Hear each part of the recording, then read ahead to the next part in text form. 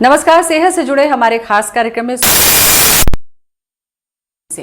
चिलचिलाती धूप का सबसे सीधा असर पड़ता है हमारी त्वचा और हमारे बालों पर।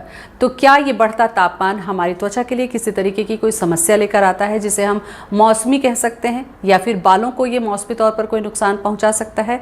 इन्हीं तमाम समस्याओं को लेकर आज हम पहुंचे हैं डर्मेटोलॉजिस्ट डॉक्टर नरेंद्र अग्रवाल के पास। डॉक्टर साहब, बहुत बहुत स्वागत है आपका। सबसे पहला सवाल स्किन को लेकर कि गर्मियों के मौसम में जो आपके पास पेशेंट आते हैं डॉक्टर साहब, त्वचा से जुड़ी कौन कौन सी ऐसी समस्या है जिसे खास तौर पर इस मौसम में देखने को मिलता है? आमतौर पर गर्मी के मौसम में जैसे सामान्य रूप से तापमान बढ़ा हुआ रहता है तो ज़्यादा करके एक फंगल इन्फेक्शन की प्रॉब्लम ज़्यादा को मिलती है, जिसको सादी भाषा में दाँत कहते हैं। और दाँत खाज खुजली जैसे बोला जाता है, उसमें पहला है जो है दाँत कहलाता है। जनरली इस शरीर में जॉइंट एरियाज़ पे ये फंगल इन्फेक्शन के रूप में रहता है, जिसको सादी भाषा में रिंगवॉर्म भी कहते हैं। और गर्मी या पसीना होने से ये खुजली के रूप में लाल लाल दाने चकत्ते के रूप में रहता है, फिर खुजली होती है, रैशेस हो जाते हैं। तो ये एक प्रॉब्लम होती है।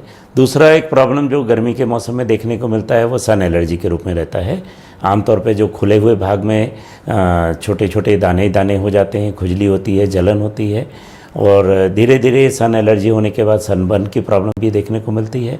तो इस टाइप की प्रॉब्लम ज़्यादा करके देखने को मिलती है। ये जो दाँत का जिक्र आपने किया डॉक्टर साहब, हमें लगता था कि बारिश के मौसम में जब बहुत ज़्यादा पानी के असर होता है उस समय पर होता है, लेकिन आपने गर्मी का भी जिक्र किया। तो गर्मी में क्या स्वेटिंग की वजह से इस तरीके की समस्याएं होने लगती है जो हर एज में होती है कि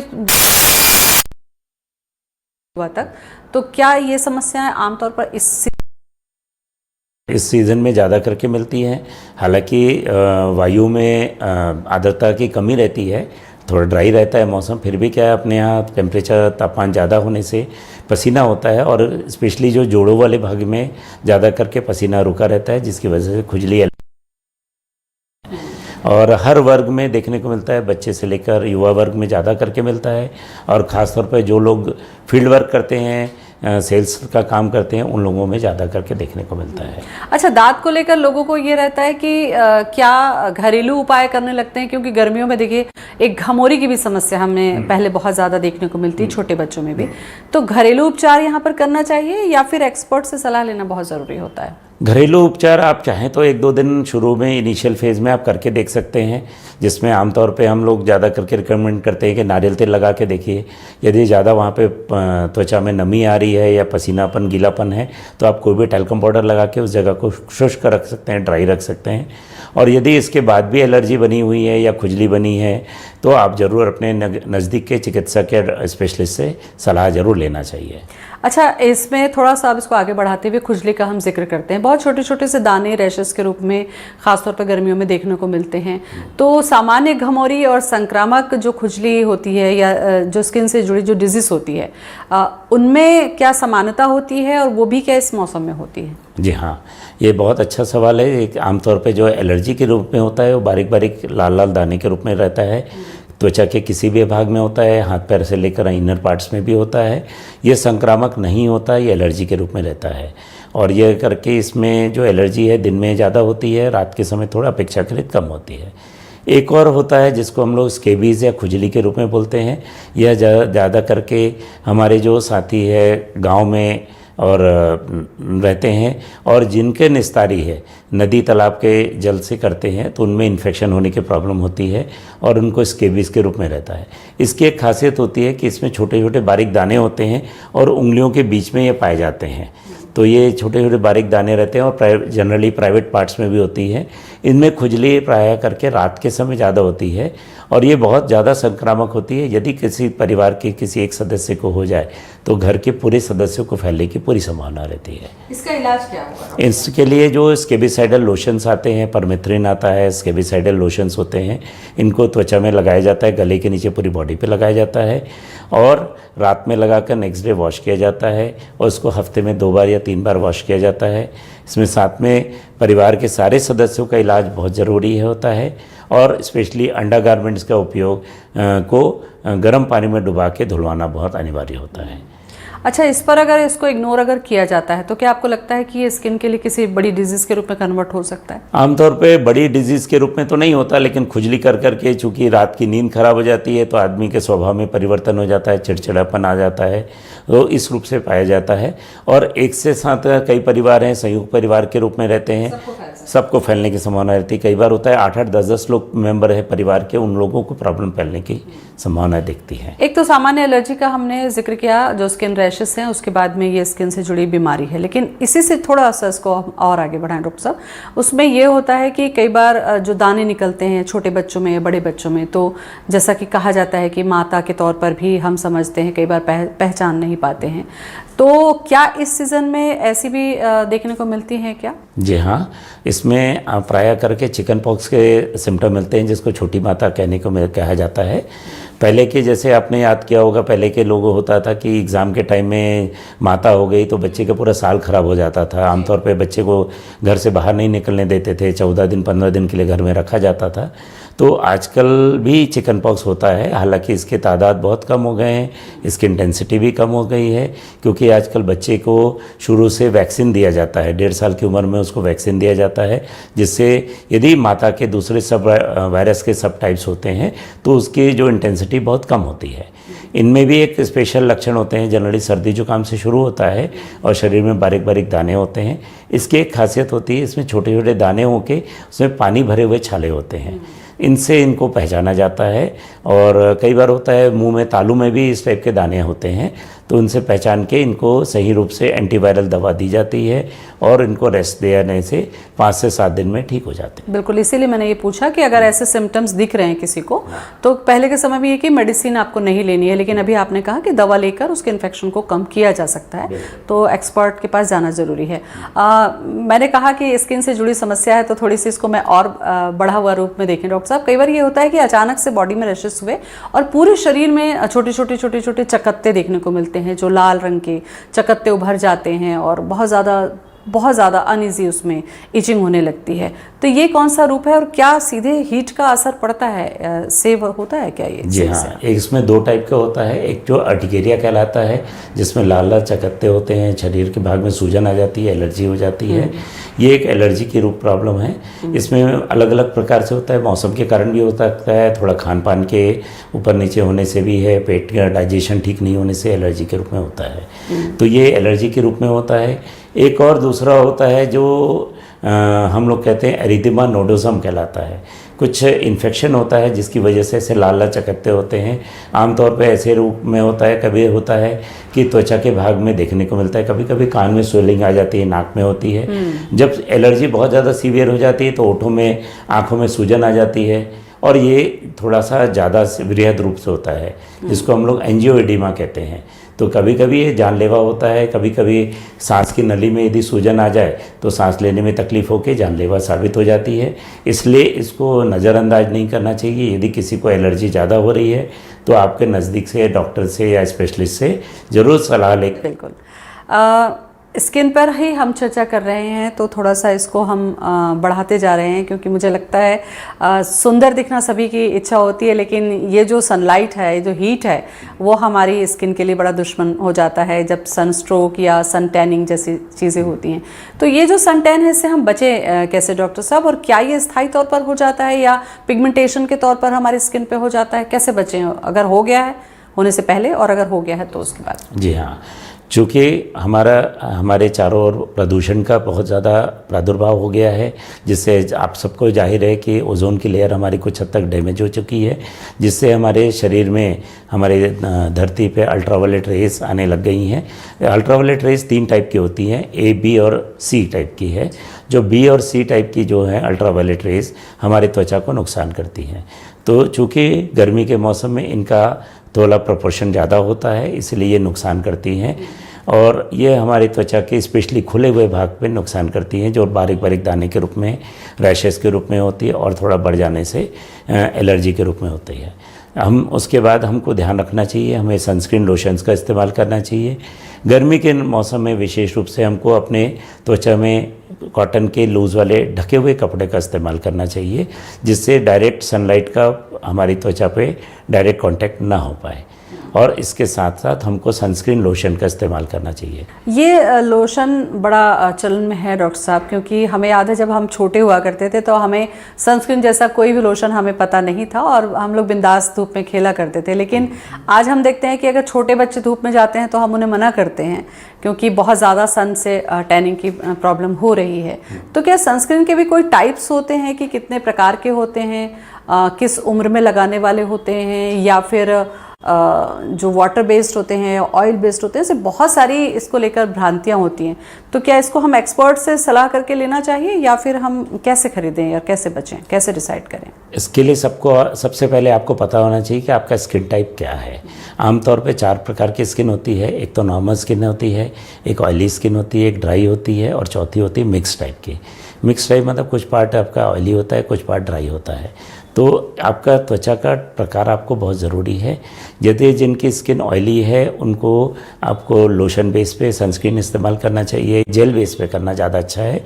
जिनकी स्किन नॉर्मल या ड्राई है उनको लोशन बेस पे लगाना सनस्क्रीन इस्तेमाल करना चाहिए। और जिनकी मिक्स टाइप है उसमें आपका किस टाइप का किस एरिया में आप लगा रहे हैं उसके अनुसार आपको सनस्क्रीन लगाना चाहिए। सनस्क्रीन के अलग अलग फॉर्मुलेशंस अवेलेबल हैं। एक क्रीम के रूप में होता है, एक लोशन के रूप में होता है, आजकल जेल के फॉर्मुलेशन में भी अवेलेबल हैं। तो आपके स्किन टाइप के ऊपर आपको सनस्क्रीन लगाना चाहिए। यहाँ एक बहुत ज़रूरी चीज़ है कि सनस्क्रीन इस्तेमाल करने के लिए एक SPF शब्द होता है, सन प्रोटेक्शन फैक्टर। तो ये इम्पॉर्टेंट है कि आपका सन से कितना या धूप की किरणों से कितना उसका बचाव करने की उसकी क्षमता है।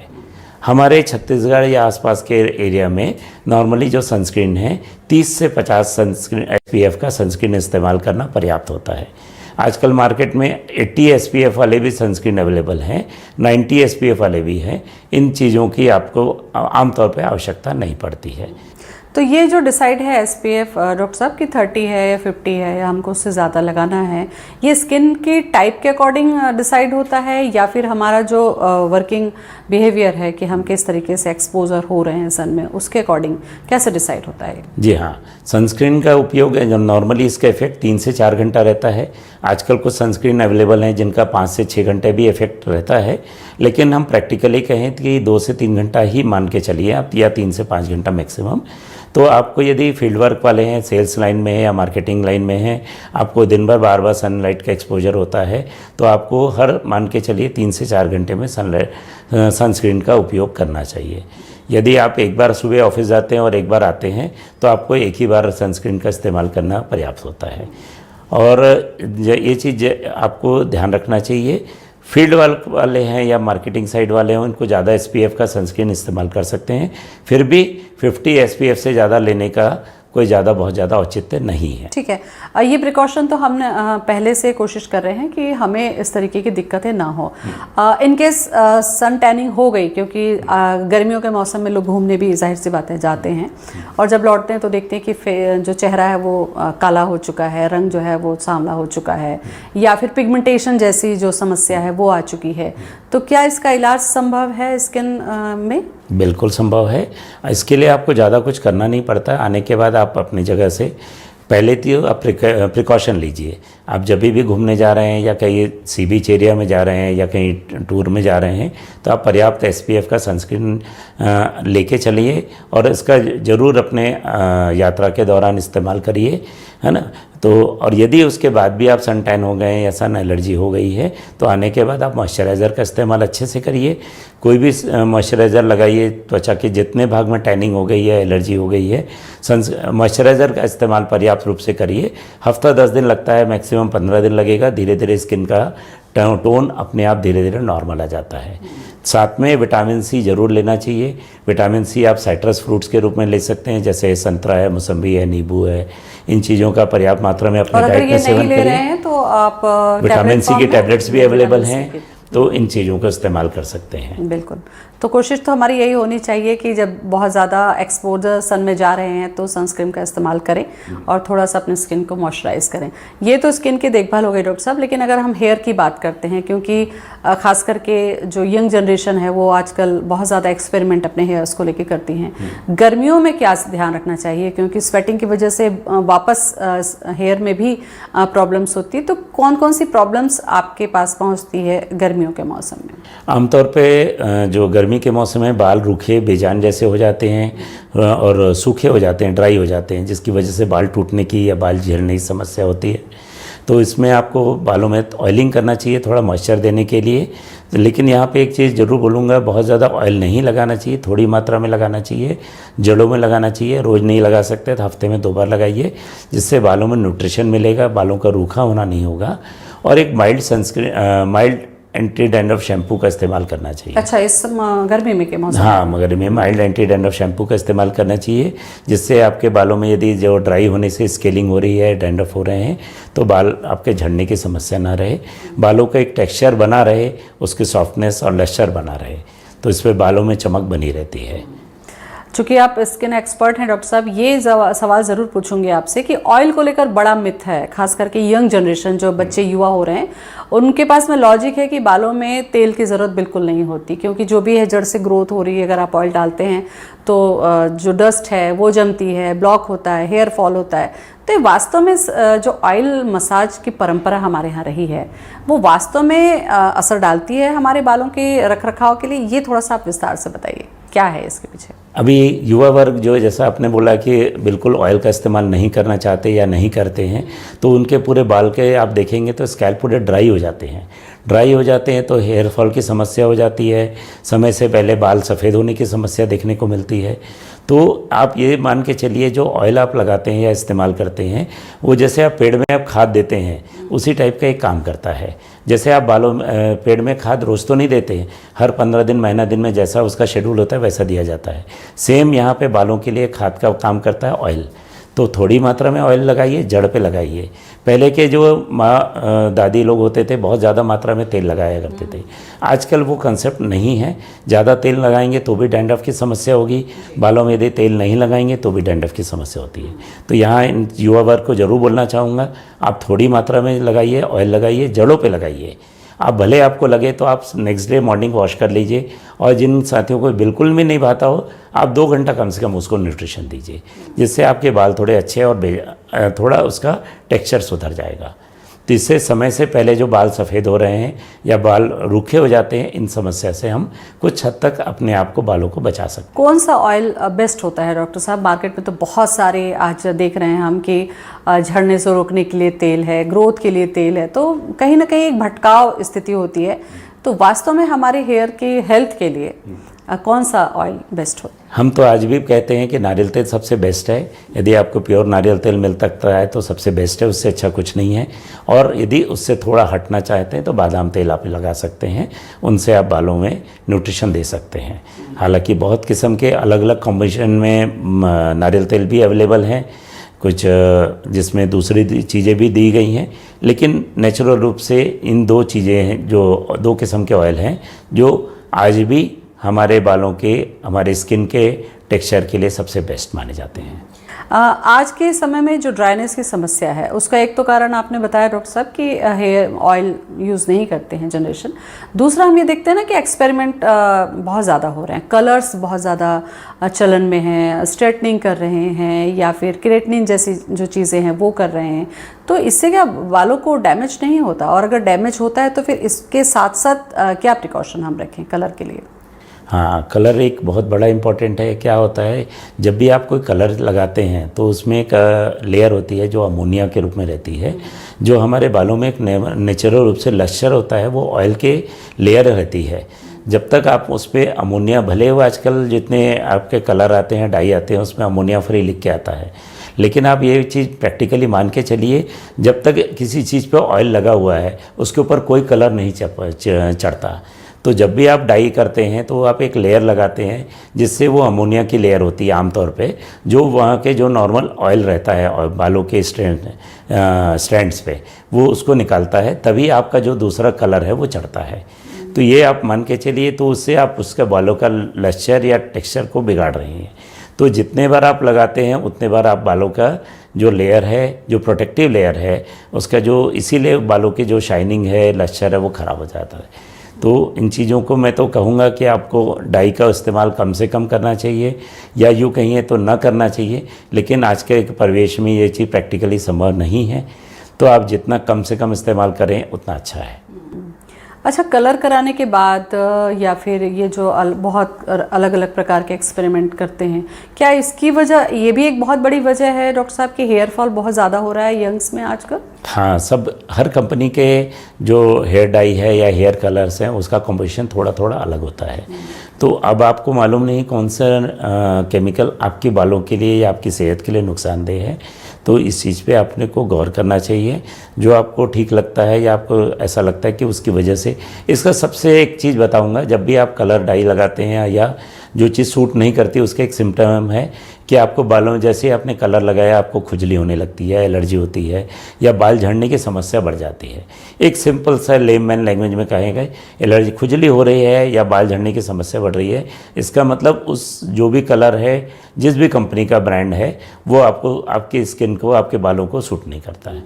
तो इस चीज़ को हमको बहुत बारीकी से गौर करके इस चीज़ को ध्यान रखना चाहिए। अच्छा, अगर इन सारी चीज़ों का आप इस्तेमाल नहीं कर रहे हैं, बहुत ही यूथ हैं, मतलब आप देखिए कि 25 से 28 के बीच में आपकी एज है, और उसके बाद भी आपका हेयर फॉल हो रहा है, तो इसके पीछे क्या रीज़न है? और क्या इस समय पर अगर एक्सपर्ट से सलाह लिया जाता है तो ये बाल वापस आने के चांसेस होते हैं, या फिर इसको भी लेकर यह है कि मिथ है ये कि जो बाल चले गए वो वापस नहीं? नहीं, बाल आ सकते हैं, बिल्कुल आ सकते हैं।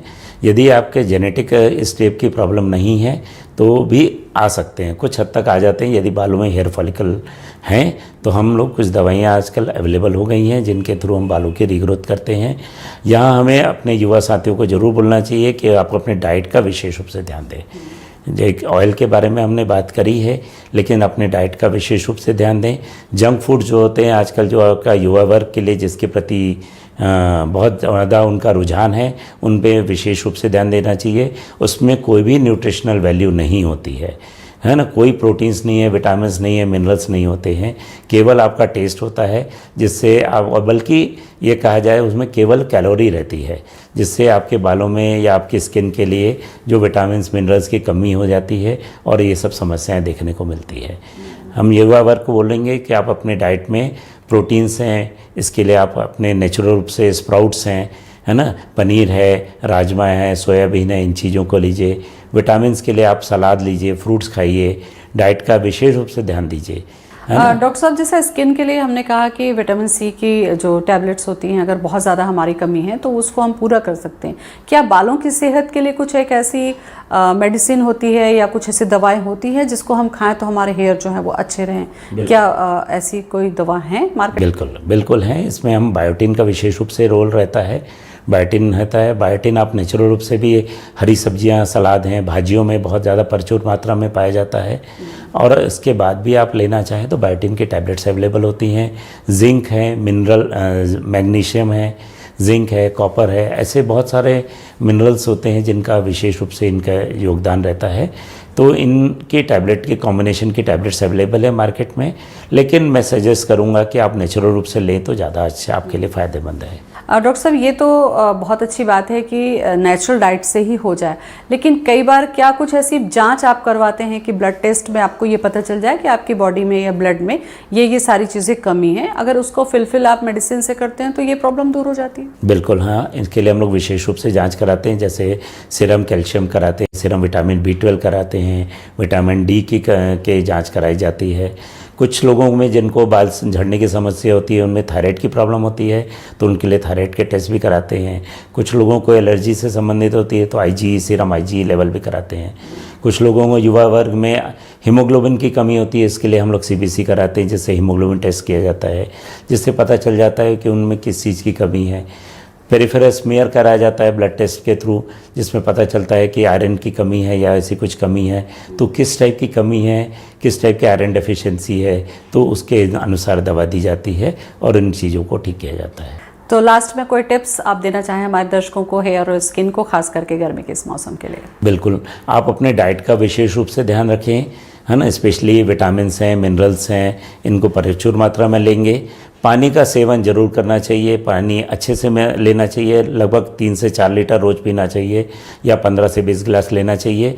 क्योंकि ये चीज़ को हमको युवा वर्ग को समझना है कि यदि ज़्यादा मात्रा में आप पानी पिएंगे तो आपको गर्मी के मौसम में लू की समस्या भी नहीं आएगी, आपकी स्किन में प्रॉपर हाइड्रेशन रहेगा तो सनबर्न की समस्या भी कम रहेगी।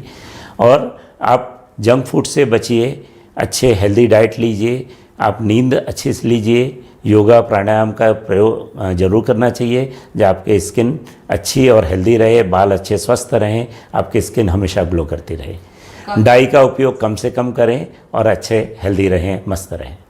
तो काफ़ी अहम जानकारी डॉक्टर साहब आज आपने दी, बहुत बहुत धन्यवाद आपका। तो गर्मी को तो कम नहीं किया जा सकता क्योंकि हर मौसम का अपना एक अलग मिजाज होता है, तो कोशिश हमें करनी चाहिए कि हम अपनी त्वचा और बालों की देखभाल के लिए जो एक्सपर्ट सलाह देते हैं उसको अमल में लाएं। फिलहाल इतना ही, नमस्कार।